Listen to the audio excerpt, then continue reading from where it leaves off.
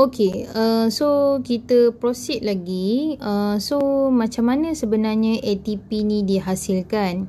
Kita tahu ATP ni dihasilkan daripada breakdown of glucose, and then glucose tu akan undergo aerobic respiration. For example, dia akan lalu glycolysis, Krebs cycle, link reaction, and then oxidative phosphorylation untuk dapatkan 38 ATP. So satu glukos kita dapat 38 ATP. Tapi sebenarnya bila dia lalu proses-proses tersebut, ada beberapa lagi terms yang kamu kena tahu, which is macam mana sebenarnya ATP tu dihasilkan. Apa spesifik term yang merujuk kepada cara ATP tersebut dihasilkan. Okay? So sebenarnya ada 3 cara macam mana ATP dihasilkan. Pertama, secara oxidative phosphorylation, which is kita involve chemiosmosis and ETC. The second one adalah secara substrate level phosphorylation, which is kita involve glycolysis dengan Krebs cycle. Ni kita dah sebut yang tadi. And the last one adalah photophosphorylation. So untuk yang last ni kita tak perlu tahulah. Untuk chapter cellular respiration, kita akan belajar the next chapter, which is photosynthesis. Okay, so kita akan fokus kepada 2 saja. The first one, ATP is produced by substrate level phosphorylation. The second one is ATP is produced by oxidative phosphorylation. Okay, let's move on to the first way how ATP is produced by substrate level phosphorylation. So, bila kamu dengar dia punya nama substrate level phosphorylation, phosphorylation ni refer kepada formation of ATP. Macam mana ATP dihasilkan? By adding phosphate group. So kalau kamu dengar is phosphorylated, dengan kata lain tersebut mendapat phosphate group. Okay, itu maksud phosphorylated atau phosphorylation lah. Substrate level ni maksudnya formation of ATP ni berlaku pada substrate level. Maksudnya ada kaitan dengan substrate, macam mana ATP ni dihasilkan. Okay, let's have a look at the definition. So substrate level phosphorylation refer to formation of ATP by which an enzyme transfer a phosphate group to ADP from substrate. The energy from the breakdown of substrate is used to form ATP. So kita akan tengok gambar nanti apa maksud substrate level phosphorylation ni. So proses yang terlibat under substrate level phosphorylation adalah glycolysis dan juga Krebs cycle. Dan selalunya energi ataupun ATP yang dihasilkan melalui substrate level phosphorylation, amount of ATP dia sangat kecil compared to kalau kita buat ATP melalui oxidative phosphorylation. Okey, sekejap. Kita kembali ke gambar sebelum ni. Okey, nampak tak yang ni? Cara pertama tadi macam mana ATP dihasilkan secara substrate level phosphorylation. Okey. And then kita kata tadi, kalau secara substrate level phosphorylation, ATP yang dihasilkan sangat sikit.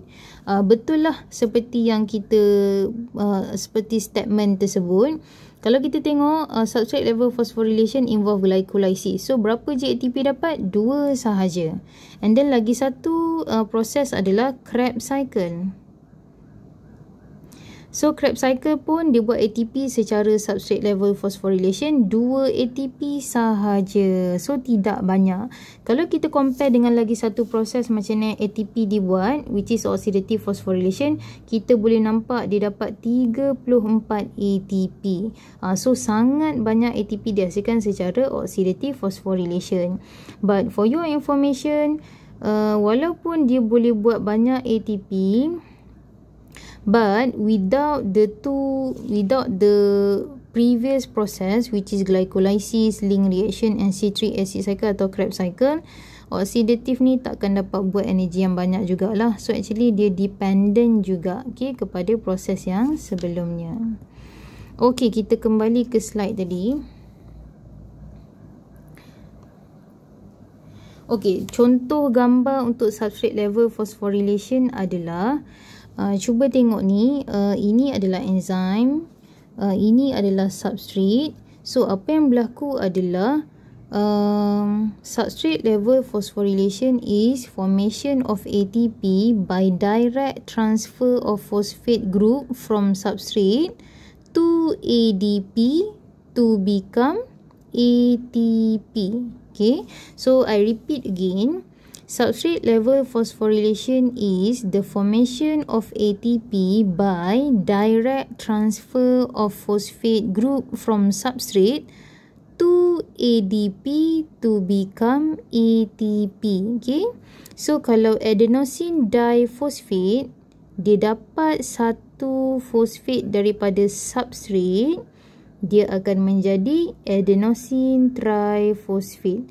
So dekat sini kita dapatlah energy. Okay, so selepas reaction tu apa yang berlaku adalah substrate akan jadi produk, and then dalam masa yang sama kita dapat energy. Okay, so substrate dia adalah phosphoenol pyruvate menjadi pyruvate lah.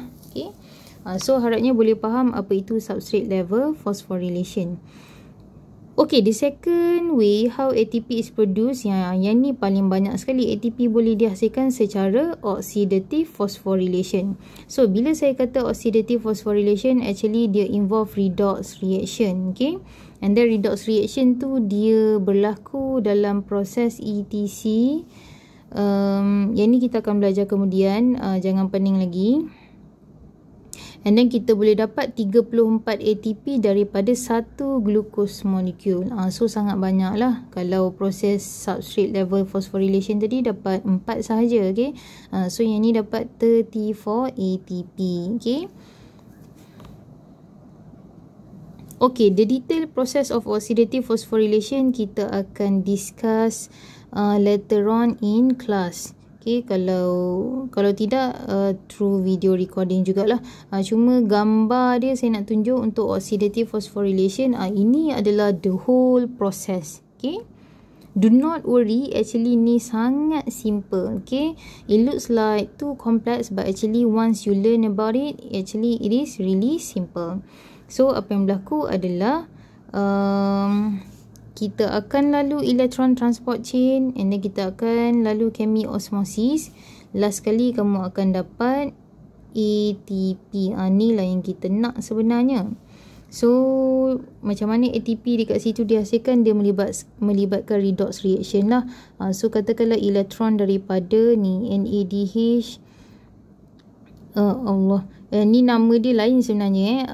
Ni bukan nama yang kita guna dalam silibus lah. Tak apa, nanti kita belajar later on. So 2 elektron transfer kepada, let's say, ubiquinone. Okay, ubiquinone. So ubiquinone kalau dia dapat 2 elektron, maksudnya dia gain elektron, dia undergo apa? Reduction lah. Okay, tapi kalau NADH reductase ni dia lost elektron, maksudnya dia undergo oxidation. And then after that, ubiquinone dia transfer elektron tu pergi cytochrome C reductase, for example.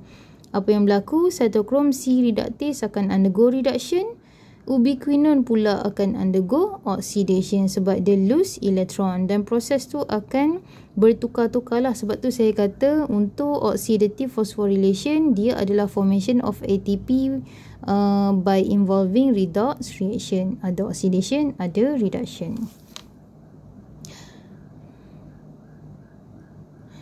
Okay, I think that's all for how ATP is produced.